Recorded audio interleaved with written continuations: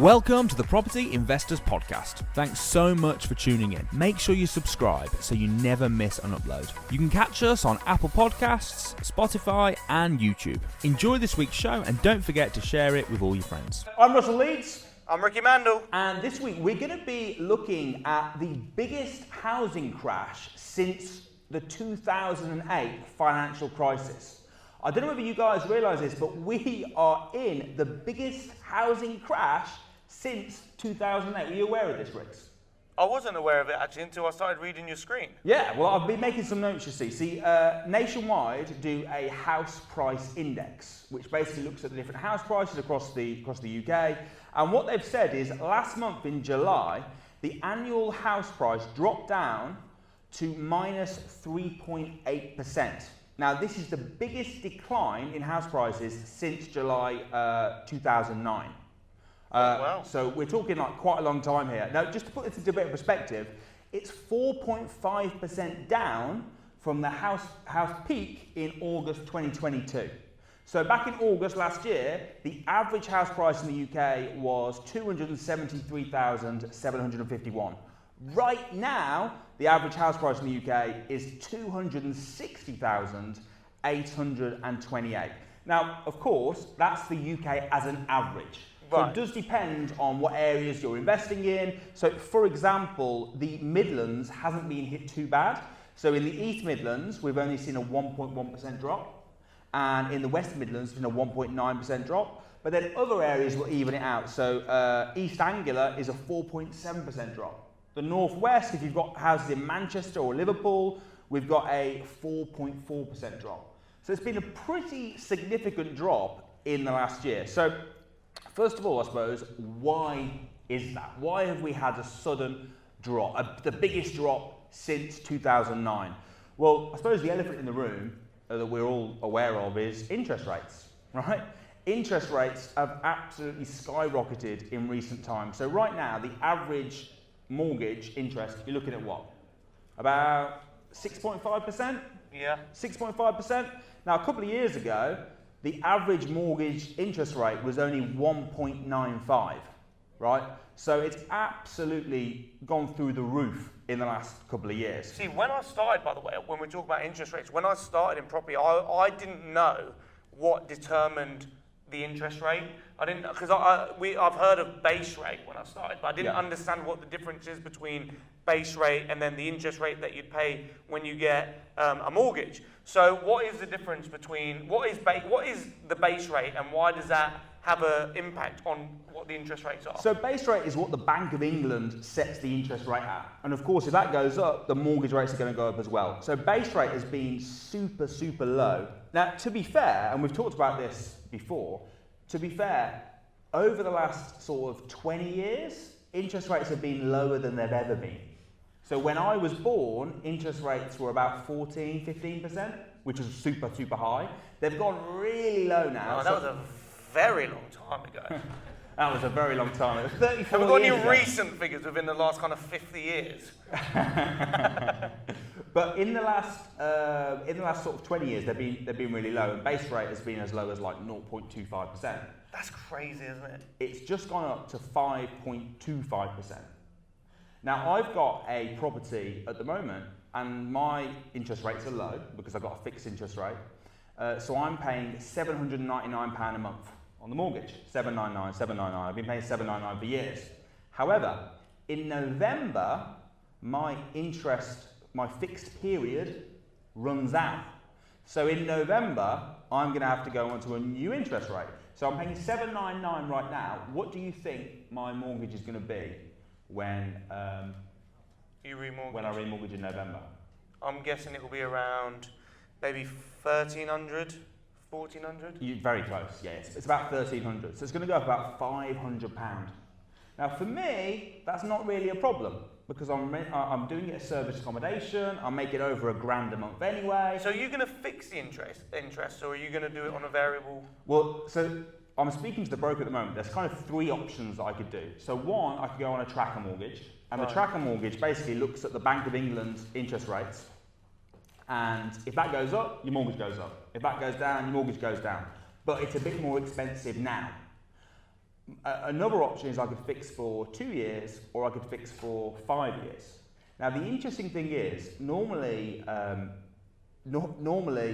it works the other way, but fixing for 5 years is actually more expensive.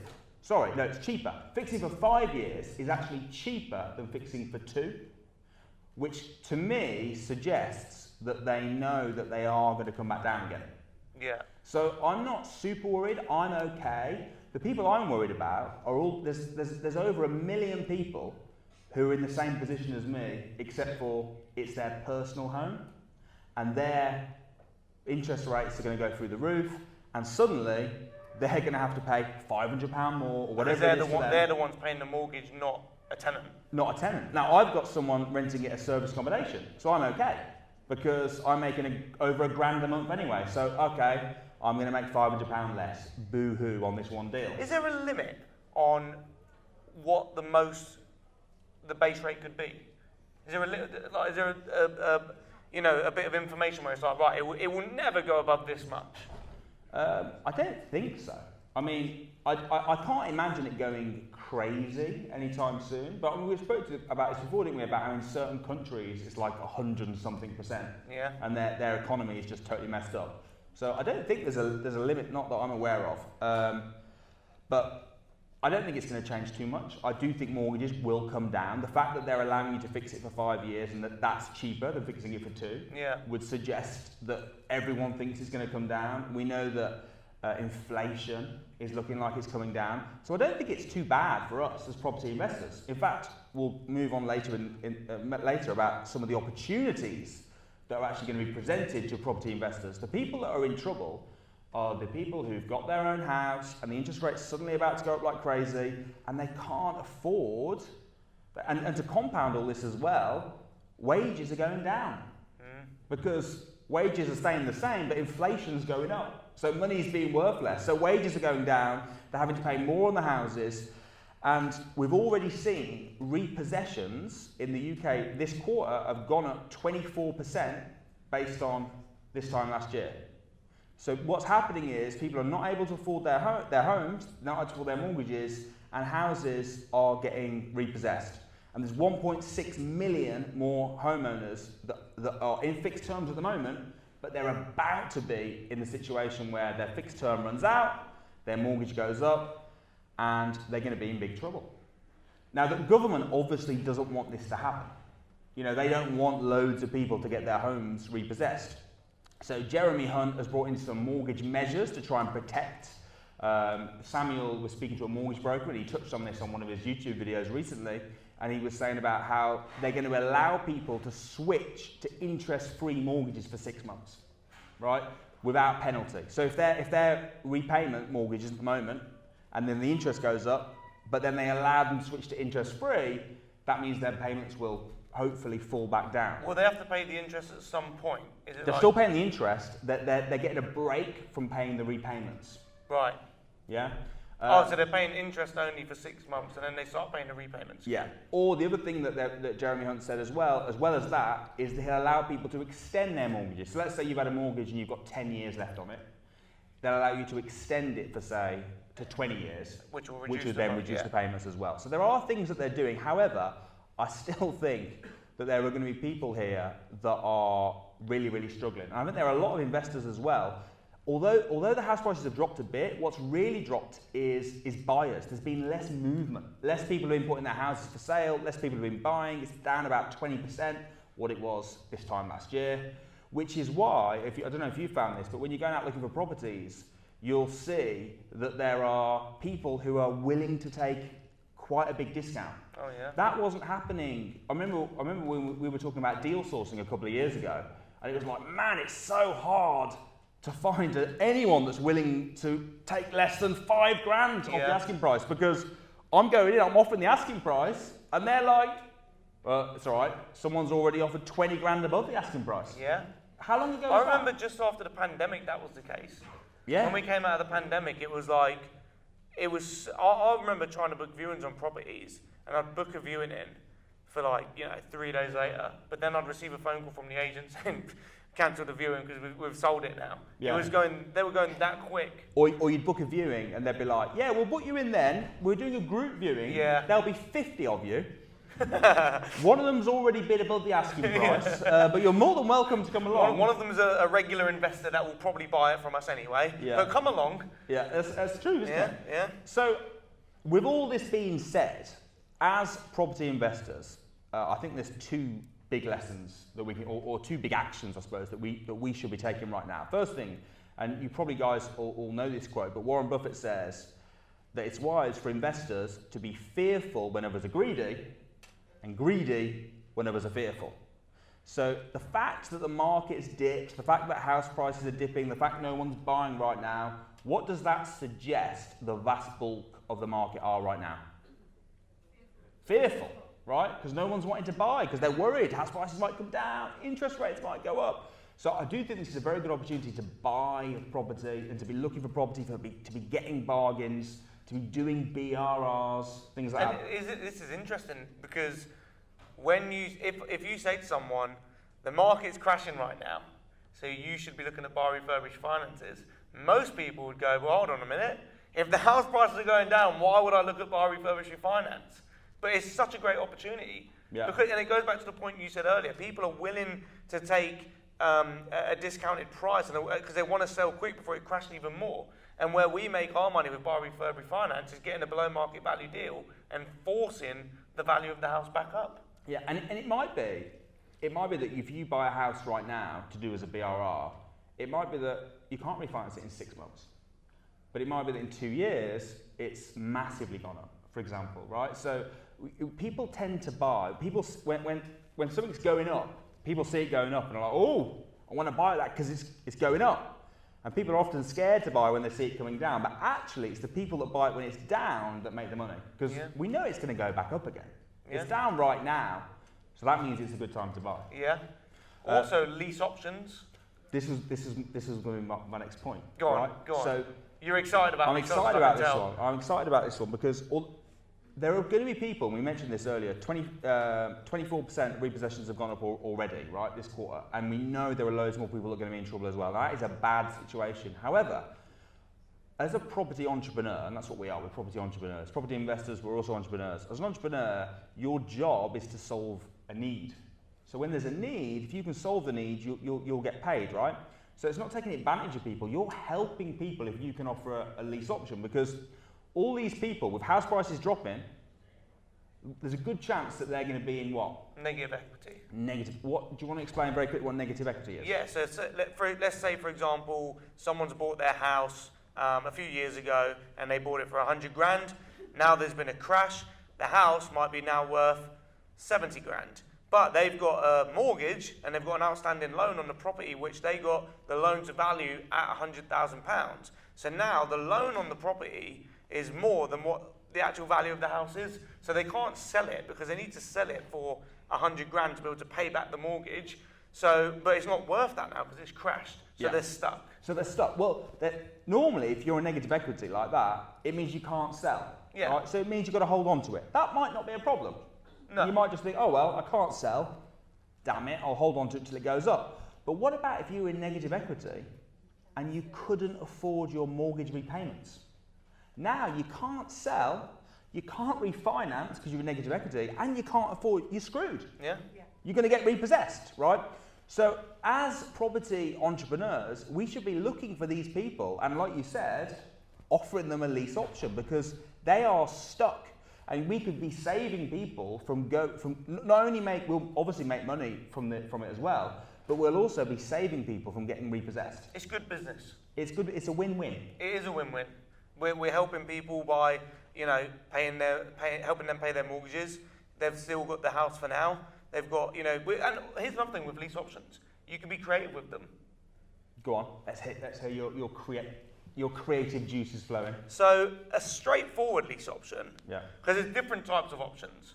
So, you often hear lease options. Samuel talks about lease options all the time. In fact, that's how Samuel got started in property. His first house was bought creative. We were speaking about this, I think, a few weeks ago. Yeah. With lease option agreements. And it was a similar situation. Yeah, it was. Because the guy had bought the house, it had dropped in value. He could have afforded to keep it, but he did not want to be, he bought it for his son, and he didn't want to be a landlord anymore. So he felt trapped in the same way, not as bad as what the people are like now, but still trapped. He didn't want it. So Samuel comes in, offers to buy it off him, takes over the mortgage payments. Here's a question for you then. If you're doing if they can't afford the mortgage, why would you be able to afford the mortgage? Because you would rent it out creatively. So you could have, let's say there's a 4-bedroom house, the landlord's sick and tired of it, they want to sell it, but they're not going to get what they want because they're in negative equity. 4-bedroom house with 2 reception rooms, you could offer them a lease option, and you could say, hey, I'll pay you a monthly lease of £1,000 a month. Cover their mortgage. Cover their mortgage, whatever it may be. And then you can rent it out yourself on a room-by-room basis. Now, some people would say, but the landlord could just do that. Well, when we offer a lease option, this is the way that we train and the way we teach people to get lease options is actually before you go to offer the lease option, you actually tell the landlord what they could do. Why don't you rent it out, landlord? Why don't you put it on with a different agency? Why don't you keep it and put it on with a different management company, rent it out as a HMO, and make £1,000 profit yourself? So what would you do there if you found someone, right? They got a big 4-bed house and they're struggling to rent it out, and you went to them and said, why don't you rent it out as a HMO? And they went, oh, never thought of that. Thanks, Ricks. And rent it out as a HMO. I'd go, God, darn it.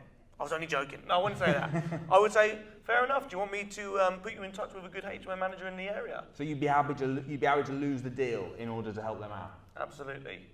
Explain why. Because I believe that everything comes back full circle. I believe that we are farmers, not hunters.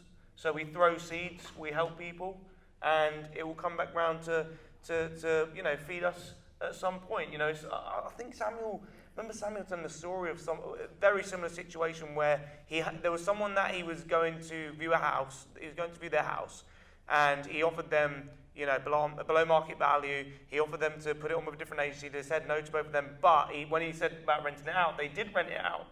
Fast forward a few years, they were trying to sell their house and they couldn't. But they needed to sell it because they needed the money. Now, because Samuel had built a relationship with them and he helped them a few years ago by going and putting them in touch with a management company, when they wanted to sell it and they needed it off their hands, the first person they contacted was Samuel. And they gave Samuel a good offer, a good price for the property because they needed it on quick, and Samuel got a below market value deal from that. And that all came from him helping them years before by putting them in touch with a HMO management company. That's good. That's really good. I agree with you, by the way. I think some people wouldn't. Some people would try and take it, but I think it makes sense. For me, if I'm selling, I always want to sell something to somebody where I think it's a win for them. Yeah. That's how I want to do business. I also think as well, if you're a property entrepreneur and investor and you're using the toolbox of strategies like lease options and rent-to-rent and you're doing deal sourcing, if you go to meet a landlord who's in negative equity and you help them, what's to say that they won't, they'll like you and they want to buy more houses? What's to say they won't contact you to become a deal sourcer for them? Yeah, it's true. So that's why I believe it all comes back full circle. Building relationships as well. Absolutely. All right, so go on then. You were just about to tell me about some creative strategies that you could do in the current market right now with lease options. Yeah, so the straightforward lease option that that most people would probably hear about would be pay a lease on the property, take it off the landlord, rent it out yourself, make a bit of profit, then buy it in the future. I know you're doing this a lot at the moment as well, especially with land, is forcing the value up by getting planning gains. Yeah. So finding pieces of land, because with land and land prices, really whatever happens in the economy and inflation and property prices, it doesn't, if the land's not got planning permission, it doesn't really affect the land, because a bit of land without planning permission is about as expensive as an expensive piece of carpet. Yeah. So if let's say property prices are going up, or they're going down, doesn't matter. If you find land that has got no planning permissions, and you know how to get planning permission, you know how to do the due diligence, see if you get a good chance to get it, and you offer an option agreement, which a purchase option compared to a lease option is where you'll pay the landlord a monthly fee with the option to buy. A purchase option, you don't pay a monthly fee, but you'll often put down a small deposit, which is non-refundable. You would apply for planning permission. If you don't get planning permission, you lose your deposit. Yeah. However, if you do, then you have the option to buy the land afterward at the true market value that it's at with the planning, with your deposit knocked off that price. So it's a creative way to do it. Anyone that's looking at getting into property, and maybe some people are very fearful of what's happening right now. I know we said there's opportunities. It's not just houses that you could be looking at with lease options. It's also land, commercial units. Like you're doing a lot of land at the moment with exactly what I've just said. I am, and also getting lease options on things like we've got lease option on a hotel. Yeah. We're working on at the moment. I think networking will be a really good way of finding people as well. You're going networking because even if the people you're networking with aren't in that situation, they probably know someone who's struggling or who's looking to sell. Because there's a lot of people out there. Yeah, and there's networking, also sending letters.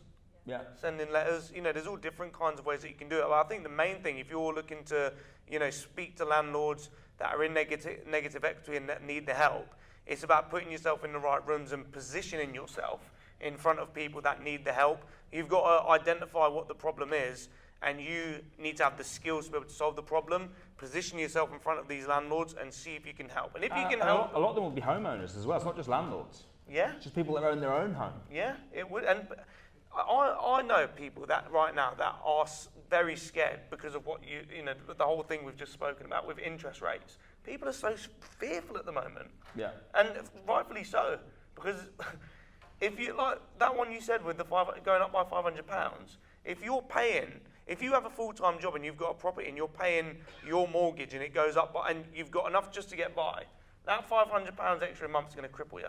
Yeah. So with that being said, then we think it's a good opportunity. Yeah. Obviously, we do think there's a crash, a housing crash. Yeah. How bad do you think?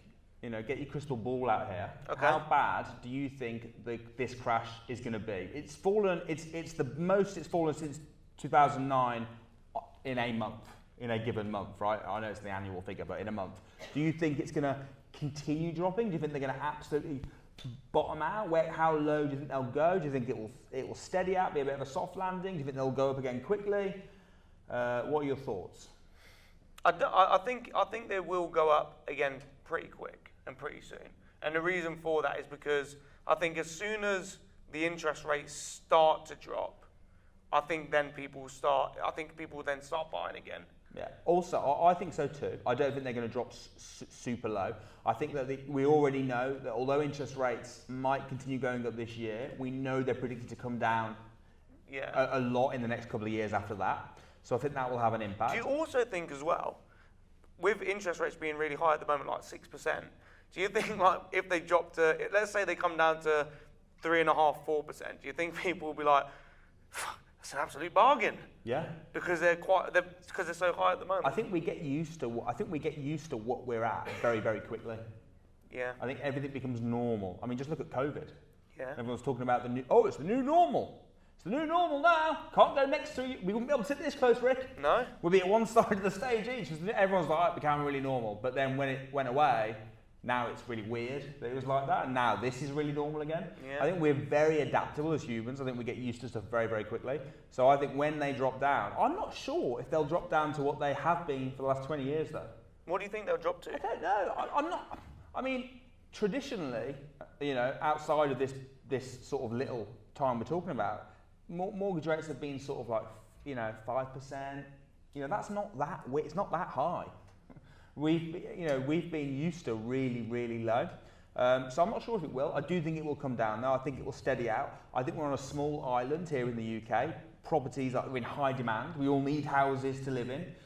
People love investing in property. I still think it's a good time to invest in fact, I think it's a great time to invest in property right now. So I don't think they're going to go super low, but I think, maybe the next year or so, they might drop some more, and then I think they'll go back up. And we know through history, it's like when you buy anything, any investment, it always goes up and it goes down, right? So, you have peaks, you have troughs, and that's just how investing works. That's how the economy works. It dropped in 2008, and everyone was saying, oh my goodness, it's terrible, the days of property investing are over. But after that, it then went back up again. Yeah. And we're always going to go through that. So I'm not worried about it, but I do think it's an opportunity. I mean, I'll end with a really good quote if you want. Because I know we love my quotes at the end of the podcast. Well, you say that we love. I think you love them, but yeah, go on. I do. Go on. Are you ready for this one? Let's hear it. Okay, you ready for this? I don't know who said it, but in the... Someone once said. Yeah. Don't... Hold on. You forgot it, haven't you? No, I haven't forgotten it. You ready? Go on. Okay. Don't wait to buy property. Buy property and wait. I can't believe that you couldn't think of that. How did that take so long to come to mind? That's the point where you're meant to go, my name's Russell Leeds, so we're going to have to do that bit again. All right, go on then. Are you ready? Yeah, I'm ready. You forgot No, it again. no, it's a bit confusing. Isn't it? Right, hold on, let me It's not confusing. No, because if I get it wrong, then everyone watching this is going to be like, oh. Don't wait to buy property. Buy property and wait. But now you've just stolen my thunder. All right, you do it. Don't wait to buy property. Buy property and wait. Very profound. I'm Russell Leeds. I'm Ricky Mandel. See you next week.